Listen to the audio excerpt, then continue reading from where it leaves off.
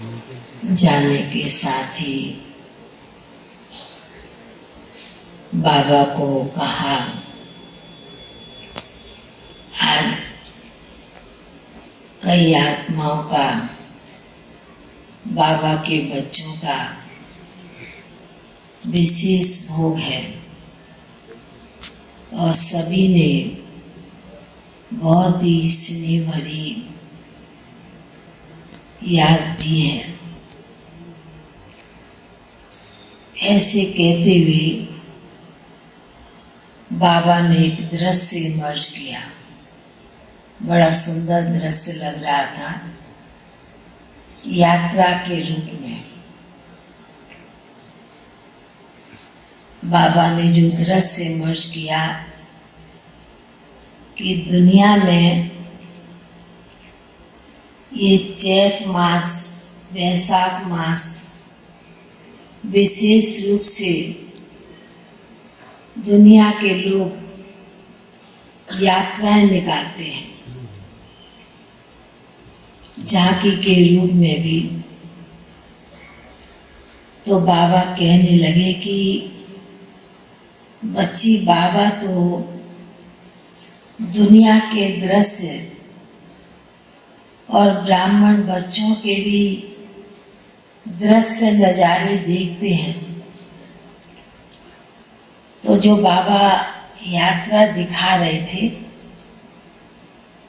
तो जब मैंने पहले कहा कि आज विशेष कानन बहन, सुरेंद्र दीदी, एक जलगांव की बहन, उन्होंने भी शरीर छोड़ा, तो बाबा ने कहा कि बच्ची, बचपन में कभी यात्रा देखी है?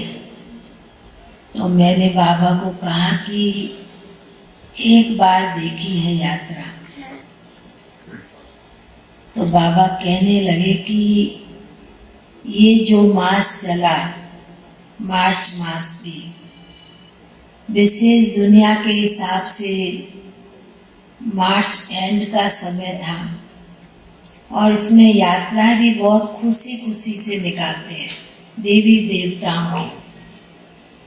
तो बाबा कहने लगे कि बच्ची, इस यात्रा में कोई चलने वाले भी थे, कोई देखने वाले भी थे, कोई सज के बैठने वाले भी थे।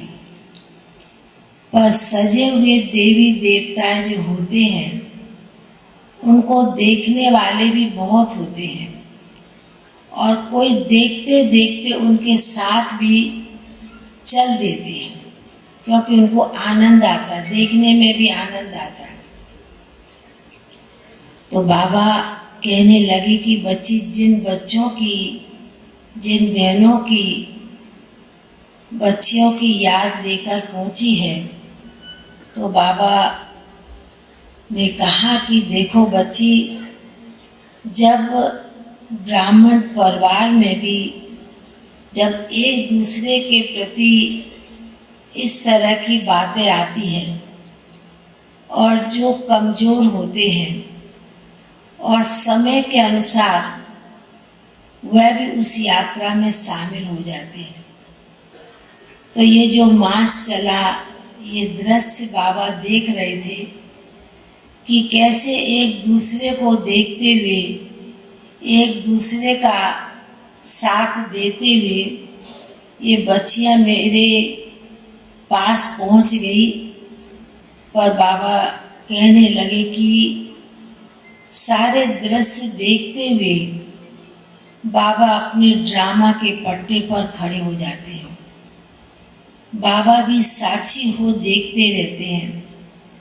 यह ड्रामा भी कब तक चलता है और कब तक चलना है, ड्रामा भी साक्षी हो जाता है और बाबा भी साक्षी होके देखने लगते हैं।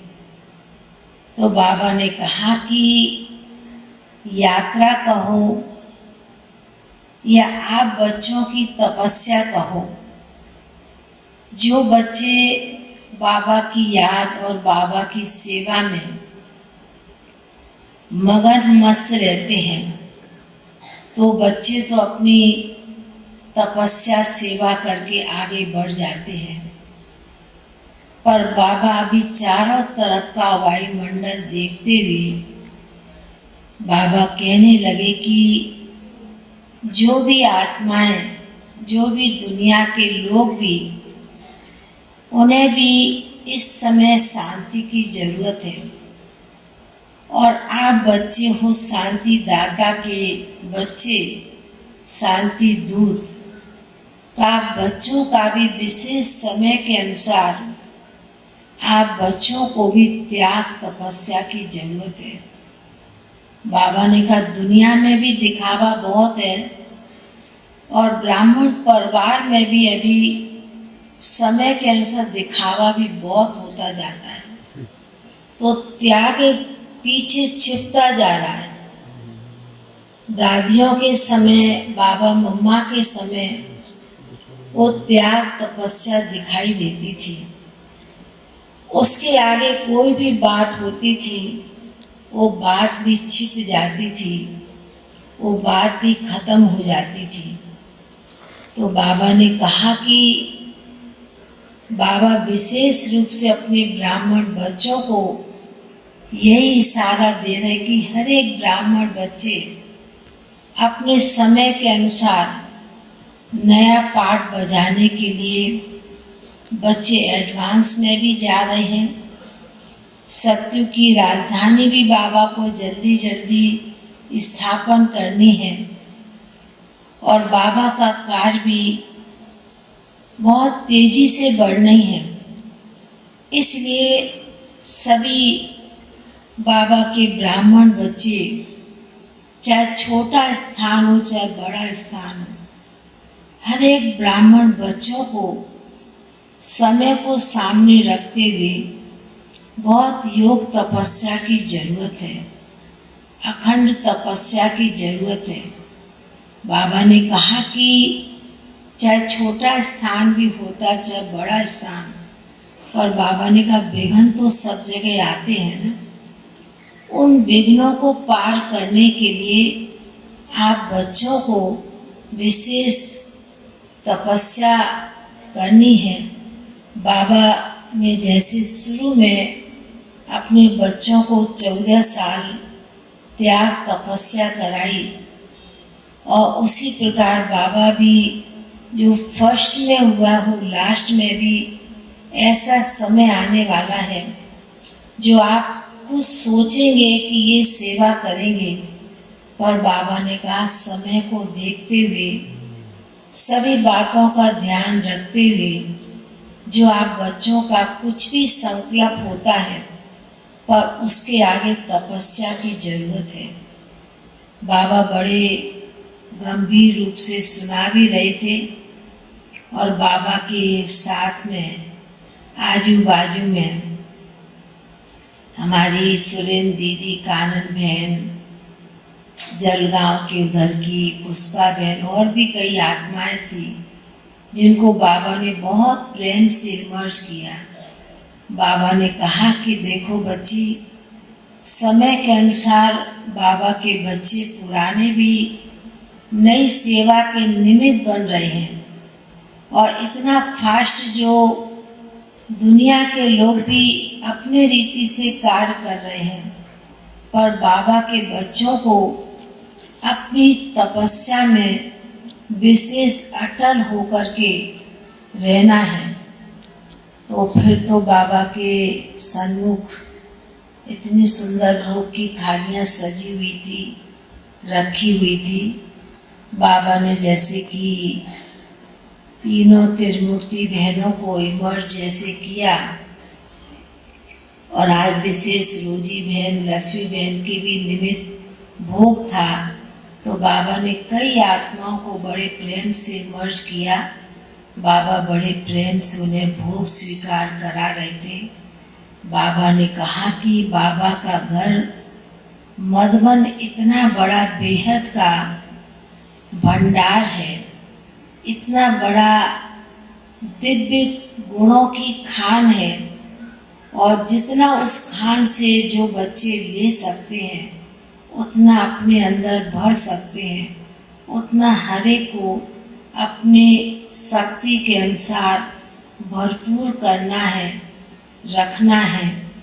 तो बाबा बड़े प्यार से सुनाते हुए उन बच्चों को, उन बहनों को, उन आत्माओं को बड़े प्यार से भोग स्वीकार कराते हुए बाबा ने फिर विशेष मीटिंग में आए हुए भाई बहनों बहुत बहुत याद प्यार दिया। बाबा ने लास्ट में आते आते फिर एक बात और सुनाई।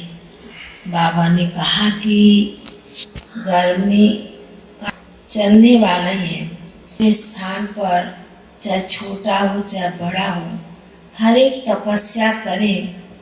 और बाबा भी विशेष रूप से अपने बच्चों के पास चक्कर लगाने के लिए निकले हैं और निकलेंगे कि किस किस स्थान की विशेषता उस योग की शक्ति से दिव्यता का और तपस्या का निखार होता जाएगा।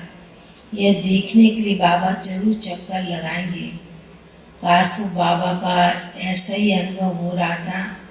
बाबा बड़े गंभीर रीति से अपने बच्चों को, कहें अपने भाई बहनों को बड़े प्यार से समझा भी रहे थे, बोल भी रहे थे और बाबा का इशारा ऐसे ही महसूस हो रहा था।